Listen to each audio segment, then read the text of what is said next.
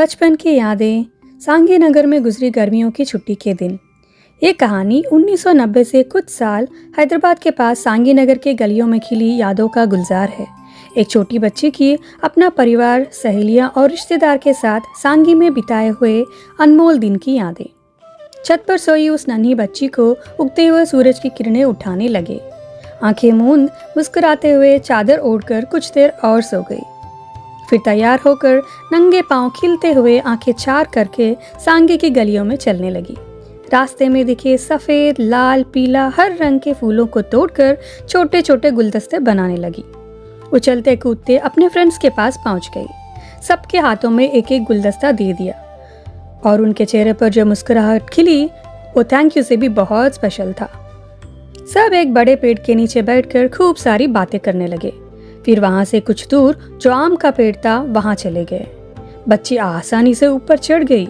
न खरोच की परवाह, न चोट की दर्द, बस मजे से कच्चे आम तोड़कर अपने रस में बांध लिया। ऐसे ही चलते एक बिल्डिंग के पीछे की बेर के पेड़ के पास आ गए। सब मिलकर उन्हें तोड़ने लगे। सारे फल इकट्ठा करके बच्ची ने सबको बांट दिया। किसने जल्दी खाया और किसने ज्यादा खाया करते हंसने लगे। खट्टे मीठे फल खाते हुए सबसे कुछ पहेलियां खोलने की चैलेंज दे रही थी। सुलझाने में सबको बहुत मजा आने लगा। फिर उसने एक अच्छी कहानी भी सुनाई। शाम को फिर सब मिलकर पहाड़ के ऊपर के मंदिर में गए। बच्ची ने हाथ जोड़कर भगवान को प्रणाम किया, आंखें बंद करके मन्नत मांगी। फिर सब लड्डू और खट्टा चावल के प्रसाद लेकर छाव में बैठकर खाने लगे।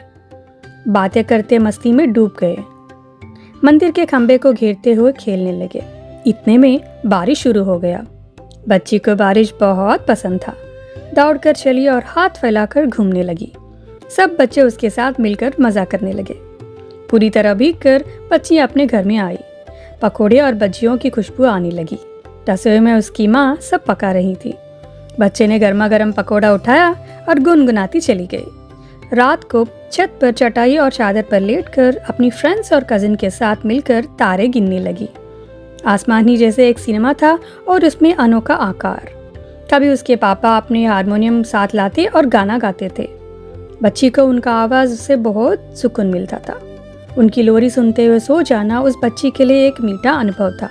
अपने परिवार के बीच चादर में लिपटे हुए चांद और तारों की झिलमिल के बीच वो नन्ही बच्ची मुस्कुराते हुए सो गई। एक और दिन, एक और फूल, एक और फल, एक मज़ा। सांगी कभी बदला नहीं। कई साल बाद वो अपनी सबसे प्यारी दोस्त से मिली। उसे देखकर 10 साल हो गए थे। सांगी के दिन के बारे में बात करते उसका चेहरा 2 छोटी वाली बच्ची की तरह खिलने लगा।